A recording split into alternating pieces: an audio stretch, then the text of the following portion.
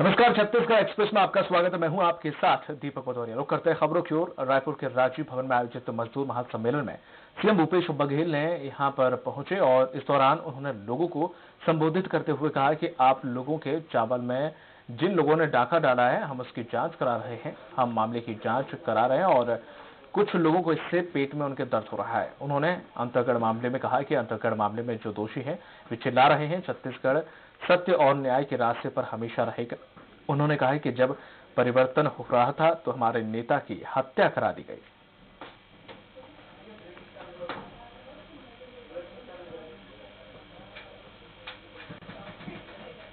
नान मामले पर 5 साल बाद ईडी जांच पर मुख्यमंत्री भूपेश बघेल ने सवाल उठाए हैं। केंद्र पर सीबीआई के दुरुपयोग का आरोप लगाया। प्रवर्तन निदेशालय पर भी किसी को बचाने के लिए केस की फाइल करने का आरोप लगाया है और साथ ही झीरम मामले पर भी एनआईए पर सवाल खड़ा करके फाइल वापस नहीं लौटाने का आरोप लगाया। सीबीआई का यहाँ अचानक 2014 का मामला है, आज 2019 5 साल बाद जागा है। इसके पीछे कारण क्या है? यदि वो अपने विभागों के दायित्व के निर्वहन करने के लिए आ रहे हैं तब तो कोई बात नहीं, लेकिन यदि जिस प्रकार से सीबीआई का दुरुपयोग भारतीय जनता पार्टी सरकार कर रही है। बिलासपुर में अमित जोगी ने भूपेश बघेल पर आरोप लगाते हुए कहा था कि जिन चुनावी याचिकाओं को आज खारिज किया गया है उसमें सीएम भूपेश बघेल ने भी सहयोग किया था। वहीं सीएम भूपेश बघेल ने अमित जोगी के बयान पर पलटवार करते हुए कहा है कि उनका संतुलन बिगड़ गया है। बघेल ने कहा है कि ये याचिका बीजेपी के कार्यकर्ता ने दायर की थी और ये बीजेपी सरकार में दायर की गई। इस पर वे केस से दोषी हो सकते हैं। उन्होंने कहा कि कल रमन सिंह कुछ बोल रहे थे और आज अमित जोगी कुछ बोल रहे हैं। सबका संतुलन बिगड़ गया है।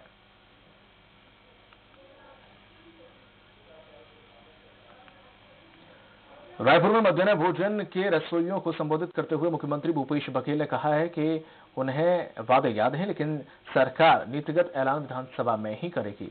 भूपेश बघेल ने कहा है कि उनकी 2 महत्वपूर्ण मांगे हैं, जिसमें से एक मानदेय पर घोषणा विधानसभा के सत्र में होगी। उन्होंने कहा है कि निकाले गए रसोइयों पर गुण दोष के आधार पर परीक्षण कर फैसला कर लिया जाएगा।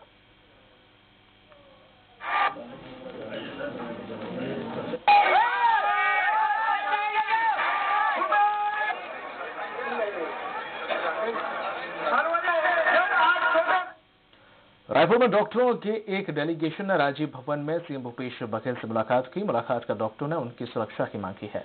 डेलीगेशन ने मुख्यमंत्री से अन्य मुद्दों पर भी बात की। इसके अलावा डॉक्टरों ने यह भी कहा है कि वे छत्तीसगढ़ सरकार की महत्वाकांक्षी योजना यूनिवर्सल हेल्थ केयर स्कीम में सकारात्मक काम करेंगे। दरअसल कोरबा और भिलाई में मरीजों की बदसलूकी के मामले को लेकर डॉक्टरों ने पूरे प्रदेश में ओपीडी बंद कर रखी थी। जो अक्सर घटना के बाद परिवार के लोग थोड़ा उत्तेजित हो जाते हैं और उसमें जो हिंसा या मारपीट हो जाती है, उससे डॉक्टर लोग उसी की शिकायत लेके यहाँ आए थे और मैंने डॉक्टरों से ये किसी के खिलाफ नहीं है। इतनी सारी एजेंसियां हैं जहां आप अपनी रिपोर्ट लिखा सकते हैं और कार्रवाई हो सकती है। दूसरी किसी भी व्यक्ति या किसी संस्था के खिलाफ इतने कानून नहीं है। आज चिकित्सालयों को 200 से ज्यादा कानून का पालन करना पड़ता है। रायपुर में शहर कांग्रेस अध्यक्ष गिरीश दुबे ने सीएम भूपेश बघेल से मांग की है कि ऐसे अधिकारियों को मंत्री या विधायक से अटैच नहीं किया जाए जो बीजेपी सरकार में सत्ता के करीबी थे। गिरीश ने आरोप लगाया है कि कई मंत्रियों के साथ ऐसे पीए की नियुक्ति कर दी गई है जो बीजेपी सरकार के दौरान भ्रष्टाचार में शामिल थे। गिरीश का कहना है कि 15 साल इन्हीं अधिकारियों से लड़ाई लड़ी गई है। वहीं सीएम भूपेश बघेल ने गिरीश दुबे को लिखित में इन अधिकारियों के नाम देने के लिए कहा है। आ रहे हैं और उनका यहाँ पर भी उनको लाया जा रहा है। तो जो 15 साल हम लोगों ने उनकी प्रताड़ना झेली है, तो हमने निवेदन किया है मुख्यमंत्री जी से कि उन लोगों को उनका उपयोग कांग्रेस के मंत्रियों के यहाँ या विधायकों के यहाँ ना हो, इस चीज का ख्याल रखा जाए। मुख्यमंत्री भूपेश बघेल ने रायपुर में राजीव भवन के पास सड़क का लोकार्पण किया। इस मौके पर विधायक कुलदीप जुनेजा भी साथ में मौजूद रहे। आपको बता दें कि ये सड़क 90 लाख रुपए की लागत से बनाई जा रही है, जिससे रहवासियों को परेशानियों से निजात मिल सकेगी।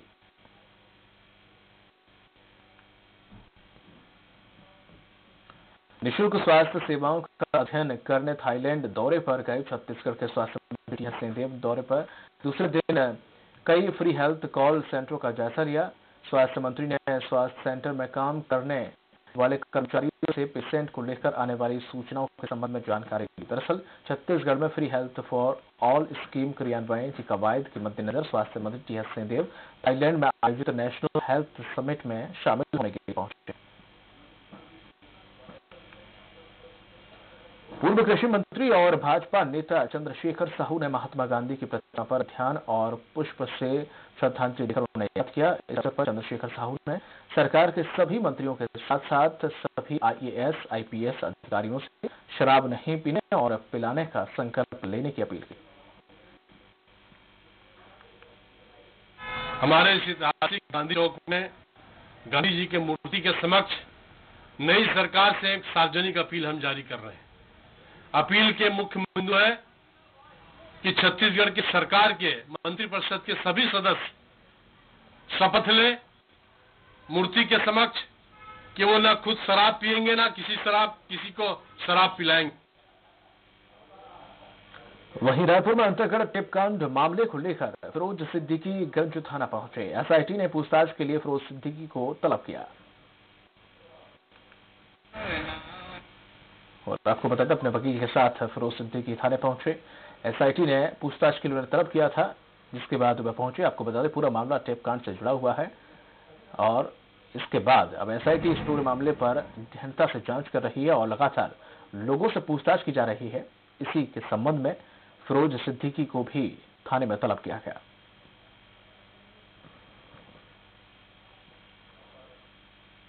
और अधिक जानकारी के साथ सीधे आपको लिए चलते हैं रायपुर, जहां पर संवाददाता हेमंत जुड़े हुए हैं।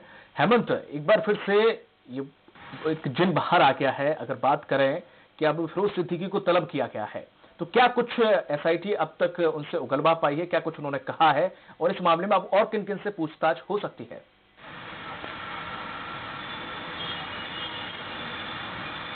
देखिए, जिस तरीके से अंतरगढ़ टिप कांड में एसआईटी टीम का गठन हुआ और उसका जिम्मा जो डीजीपी डीएमओसी हैं उन्होंने रायपुर एसपी नीतू कमल को दिया। इसके अलावा इसमें डीएसपी जो पहले क्राइम थे अभिषेक महेश्वरी और तेलीबांधा टीआई नरेश गुप्ता, वो इसमें शामिल हुए हैं। और इसमें मुख्य जो गवाह थे और पहले गवाह हैं पूरे जो मामले के मास्टरमाइंड है फिरोज सिद्दीकी, उनको पूछताछ के लिए कल तलब किया गया था। करीब देर रात उनको फोन पुलिस कर्मियों के द्वारा गया था और उन्हें आज शाम 4 बजे का टाइम दिया गया था और कहा गया था कि आप शाम 4 बजे ऑफिस पर तलब हो। तो उसी के चलते शाम 4 बजे जो पूरे मामले के मास्टरमाइंड है फिरोज सिद्दीकी, वो यहाँ पर पहुंच गए थे और अभी 7:30 बजने को है। मतलब आप समझ सकते हैं 3.5 घंटे हो गए हैं और अभी भी उनसे पूछताछ जारी है। और उनके साथ उनके वकील भी आए थे, लेकिन जो वहाँ पर पूछताछ हो रही है वो कक्ष से बाहर उनके वकील को रखा गया है। इसके अलावा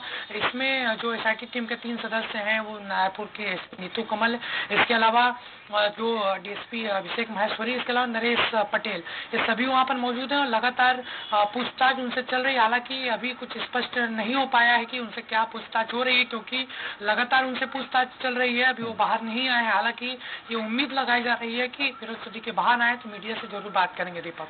बिल्कुल हेमंत, अब एसआईटी इसके बाद किन किन लोगों से और पूछताछ कर सकती है?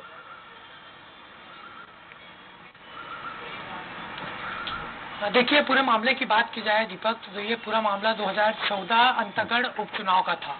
उस समय जो कांग्रेस के उम्मीदवार थे मंतूराम पवार और भाजपा से प्रत्याशी थे भोजराज नाग, लेकिन अंतिम समय में अचानक से जो कांग्रेस के प्रत्याशी हैं मंतूराम पवार, वो नाम वापस ले लेते हैं। उसके बाद पूरे मामले को लेकर एक टेप जारी होता है।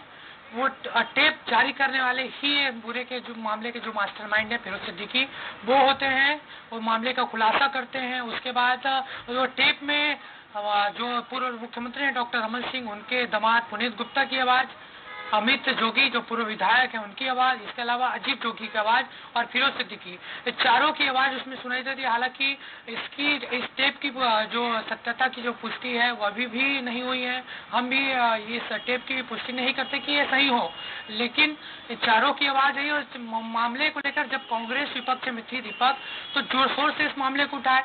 हाईकोर्ट तक जो पीसीसी के प्रदेश अध्यक्ष थे भूपेश बघेल वो वहां पर गए थे। इसके अलावा वहां से जो मामला था वो खारिज हुआ, वो सुप्रीम कोर्ट तक गए। तो ये काफी बड़ा मामला है और कहीं ना कहीं जिस तरीके से शांत पड़ गया था मामला, वो अब सरकार के आने के बाद एसआईटी टीम का गठन हुआ है। अब कहीं ना कहीं चौंकाने वाले कुछ राशि जरूर होंगे और इसमें जो गवाह है जिनका नाम सामने है, चाहे वो पुनीत गुप्ता हो, चाहे अमित जोगी हो, चाहे अजीत जोगी हो, ये सभी से पूछताछ होगी।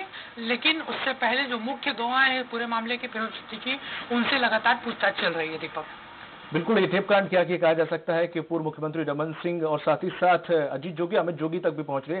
चलिए इस खबर पर नजर बनाए रखिए, हम पल पल की खबर आपसे लेते रहेंगे। हमसे जुड़ने के लिए आपको बहुत बहुत शुक्रिया हेमंत। रुक करते अगली खबर की ओर। रायपुर से आपको बता दें, उर्ला इलाके के 3 बच्चे अचानक से लापता हो गए। 2 परिवारों के बच्चे अपने घर के पास खेल रहे थे, जहां से वो लापता हो गए, जिसके बाद परिजनों ने पुलिस से मामले की शिकायत की है। वहीं परिजन एक दूसरे परिवार पर आरोप लगा रहे हैं और वहीं थाने में हंगामा भी किया। फिलहाल पुलिस तीनों बच्चों की तलाश में जुटी है। कल रात की बात थी, हम खड़े हुए थे, हम दोनों को धक्का लगाया। इनके जो पूरा परिवार है जो पंजाबियों का, उन्होंने, हम लोग नहीं बोले, हम लोगों को दबा दिया गया। ये बोलते हैं कि हमारी चलेगी। हमारा 2 बच्चा निकला है तो हम कुछ नहीं बोलेंगे, ये बताइए, ठीक है?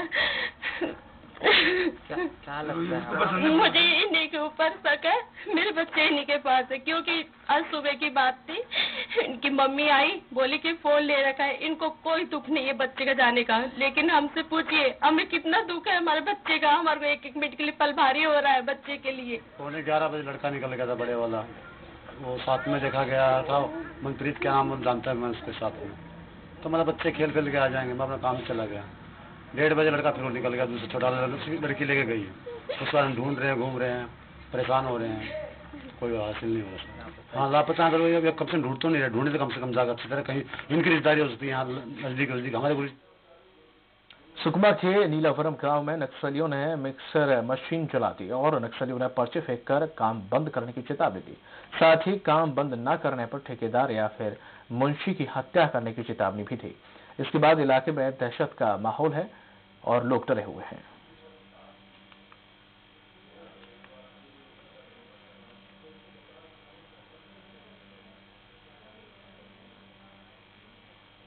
राजधानी के भाटा गांव इलाके में एक कार की लूट का मामला सामने आया है। मामले में तत्परता दिखाते हुए पुलिस ने 2 आरोपियों को गिरफ्तार किया है। दरअसल मामला 28 जनवरी को देर शाम का है, जब कार चालक जागेश्वर ध्रुव भाटा गांव में चोगोरो भाटा की तरफ जा रहे थे, तभी इन तीनों युवकों ने इसे रोका और उससे कार लूटकर फरार हो गए। घटना के बाद डीटी नगर थाने में मामला दर्ज कराया गया।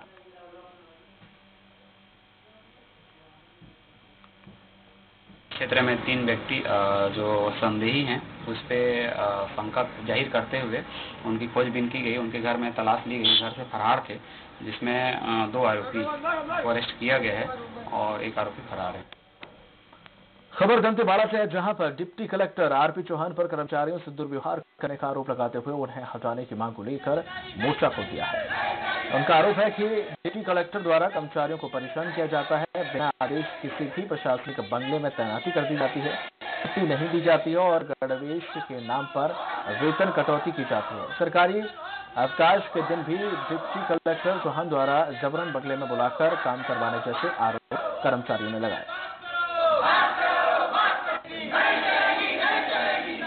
और कहीं के ऐसा है सर, बंधक मजदूर की तरह बंगला ड्यूटी किया जा रहा है। अधिकारी घर में आता है तो अधिकारी का अगर पत्नियां घर में है तो हमारे कर्मचारियों को पोछा लगाना, झाड़ू लगवाना, भैया उसका काम, अगर वो अर्दली है तभी वो बंगला ड्यूटी करेगा, अगर वो भृत्य है तो ऑफिस का ड्यूटी करेगा।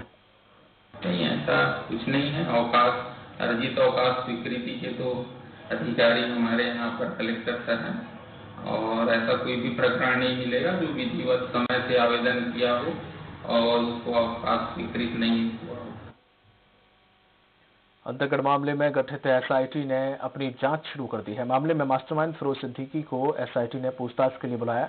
पूछताछ के लिए बुलाए जाने पर फिरोज सिद्दीकी ने कहा है कि मुझे पूछताछ के लिए बुलाया है, मैं सभी चीजों को एसआईटी के सामने रखूंगा। बता दें कि अंतगढ़ टेपकांड मामले को लेकर कुछ ही दिन पहले ही डीजीपी ने एसआईटी टीम का गठन किया था। इसमें रायपुर एसपी नीतू कमल को जांच का जिम्मा सौंपा गया है। अंतगढ़ टेपकांड मामले में गठित एसआईटी टीम ने जांच शुरू कर दी है। इसमें मामले में मास्टरमाइंड फिरोज सिद्दीकी को पूछताछ के लिए बुलाया गया है। फिरोज सिद्दीकी को करीब शाम 4 बजे एसपी ऑफिस पूछताछ के लिए बुलाया गया है। कल देर रात करीब 10 बजे जो एसआईटी टीम के सदस्य हैं और डीएसपी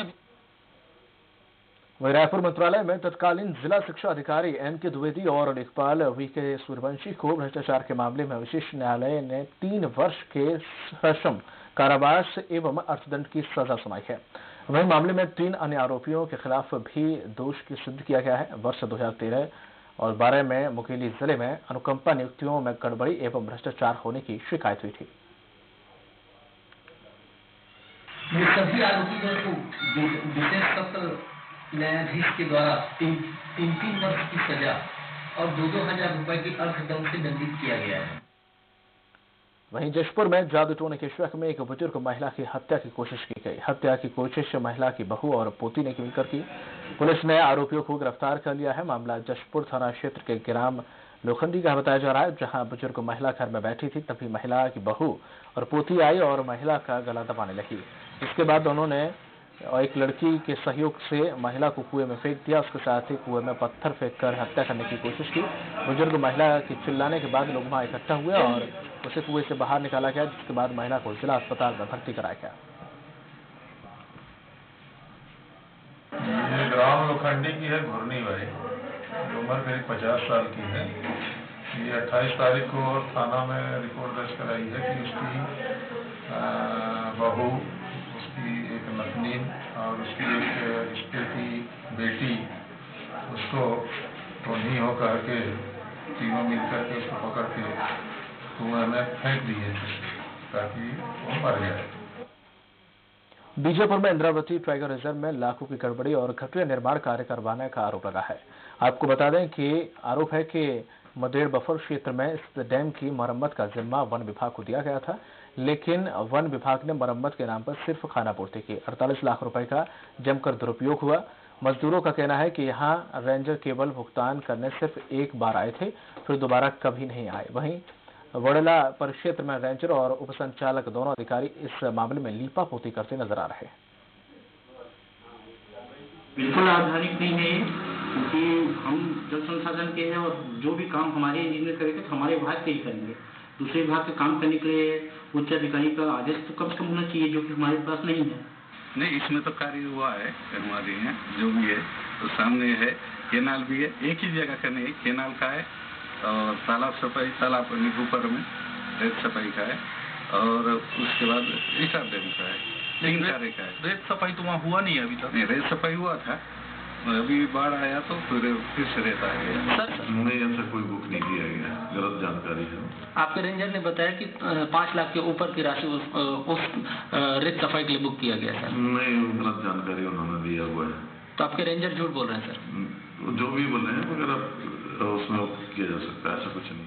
सरकारी पैसे का दुरुपयोग कैसे किया जाता है, इसकी बानगी यदि आपको देखना है, इंद्रावती रिजर्व फॉरेस्ट के मद्देड़ बफर के वाडला इलाके में अभी हम जिस डैम के ऊपर खड़े हैं, दरअसल इसको कुछ साल पहले जल संसाधन विभाग ने बनाया था। स्थिति खराब थी, ग्रामीणों ने मांग की तो यहाँ एक और डैम का निर्माण कराया जाना था, लेकिन इंद्रावती टाइगर रिजर्व के अधिकारी कर्मचारियों ने यहाँ भी एक बड़े भ्रष्टाचार को जो है वो अंजाम दिया है। आप मेरे पीछे देख सकते हैं, ये जो डैम है ये दरअसल नया नहीं बना है, यहाँ पुराना एक डैम था, उसकी मरम्मत की गई है। और जो ग्रामीण बता रहे हैं, जो सूत्र बता रहे हैं कि इसकी लागत जो है तकरीबन 40 लाख रुपए है। एक नया डैम का निर्माण यहाँ पे कराया जा सकता था, बावजूद इसके यहाँ पर मरम्मत किया गया, वो भी निम्न दर्जे का मरम्मत किया गया। बड़े बड़े जो पत्थर हैं चट्टान के, उनको तोड़कर उससे यहाँ पे कंक्रीटिंग की गई है। जो प्लास्टर किया गया है वो भी निम्न दर्जे का है, और साथ ही साथ जो सरिये का इस्तेमाल यहाँ पर किया गया है वो भी बहुत निम्न दर्जे का, जिस मापदंड के अनुसार काम करना चाहिए उस मापदंड के अनुसार यहाँ पे काम नहीं हुआ है। दरअसल ये जो नहर है आप देख रहे हैं, ये एक मात्र साधन है सिंचाई के लिए, वाडला के लोगों के लिए। हजारों लोग जो यहाँ बसते हैं उनके लिए एकमात्र सिंचाई का ये साधन है। वहाँ भी इंद्रावती विभाग के अधिकारी कर्मचारियों ने डाका डालने से यहाँ नहीं चुके। एक नहर का भी निर्माण यहाँ पे कराया जा रहा है, चूंकि वो अधूरा है कार्य। तो आप समझ सकते हैं कि अंदरूनी इलाकों में जहाँ नक्सल दहशत है, नक्सल प्रकोप है, वहाँ पर अधिकारी गुणवत्ता में कोताही बरतते हुए, लापरवाही बरतते हुए बड़े से बड़े भ्रष्टाचार को अंजाम देने से नहीं डरते हैं। नई सरकार आ गई है, नए विधायक आ गए हैं, विक्रम शाह मंडावी। साफ तौर पे उन्होंने समय सीमा की बैठक में कहा है कि गुणवत्ता के साथ भेदभाव या समझौता नहीं किया जाएगा। बावजूद इसके अधिकारी गुणवत्ता के साथ समझौता करते हुए और बड़े भ्रष्टाचार को अंजाम देते हुए दिखाई पड़ते हैं। मद्देड़ बफर के वाडला से इस वक्त मैं पवन दुर्गम, स्वराज एक्सप्रेस, बीजापुर। राजनांदगांव के ग्राम लिठिया में बिना अनुमति के अवैध रूप से मुरम खुदाई की खबर है कि राजनांदगांव से डोंगरगढ़ के बीच तीसरी लाइन के विस्तार में अवैध खनन वाली मुरम का उपयोग किया जा रहा है। इस मामले में जब लिठिया में खनिज विभाग के अमले ने दबिश दी तो यहाँ अवैध रूप से खनन का मामला सामने आया। मामले में विभाग ने 2 हाईवा जब्त किए हैं। दोनों गाड़ियां अमित जेबी काउंसिल कंपनी की बताई जा रही हैं और वाहन मालिक रायपुर निवासी बताया जा रहा है। इनसे पूछने की जानने की कोशिश की, लेकिन मुझको मेरे संतुष्टि के हिसाब से जवाब नहीं मिला। इसलिए आज मुझे मजबूरन खनिज विभाग के अमले को और खनिज विभाग के जिला अधिकारी को मैंने फोन करके मौके पे बुलवाया और मजबूरन मुझे कार्रवाई करानी पड़ी। गरियाबंद में धान का अवैध परिवहन करती 2 गाड़ियों से 180 बोरे धान जब्त किए गए, जिसकी बाजार की कीमत लगभग 2 लाख रुपए बताई जा रही है। नयापारा तर्री राइस मिल से 130 बोरी धान ट्रैक्टर में भरकर दर्री पारा मंडी में खपाने के उद्देश्य से लाया जा रहा था। धान का समर्थन मूल्य बढ़ते ही गरियाबंद में व्यापारियों की कालाबाजारी धड़ल्ले से शुरू हो गई है, जो मंडी में धान का अवैध रूप से खपाने में लगे हुए हैं। पकड़ा गया था, उसको पूछताछ करने पे उसमें संदेहास्पद हुआ, बाहर से धान ले आ रहा था, तो उसको अपना मंडी तक कार्रवाई करने के लिए मंडी सीजी को हैंडओवर कर दिया।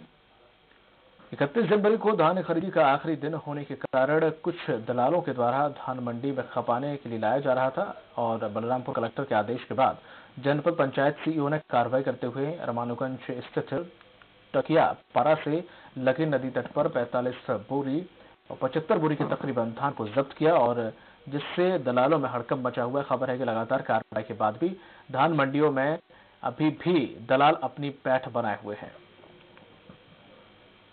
धान अवैध रूप से कोचियों के द्वारा यहाँ पे लाया गया था। कुछ लोग जो है मंदिर का फायदा उठा के यहाँ से रात में ही फरार हो गए, तो उसको अभी जब्ती किए हैं। अभी रामगंज समिति में ले जा रहे हैं।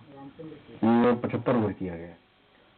खबर राजनांदगांव से है, जहां पर खाद्य विभाग और पुलिस की टीम ने छापामार कार्रवाई करते हुए एक किराना दुकान से पीडीएस के चावल से भरे 83 कट्टे जब्त किए हैं। बताया जा रहा है कि विभागीय अधिकारी और कर्मचारियों की मिली भगत से शासकीय एकलव्य स्कूल के लिए भेजे जाने वाला चावल दुकान पर बेच रहा था। कई दिनों से मिल रही शिकायत के आधार पर खाद्य विभाग और पुलिस टीम ने रामनगर स्थित पवन किराना स्टोर पर छापामार कार्रवाई करते हुए चावल से भरे 83 कट्टे जब्त किए।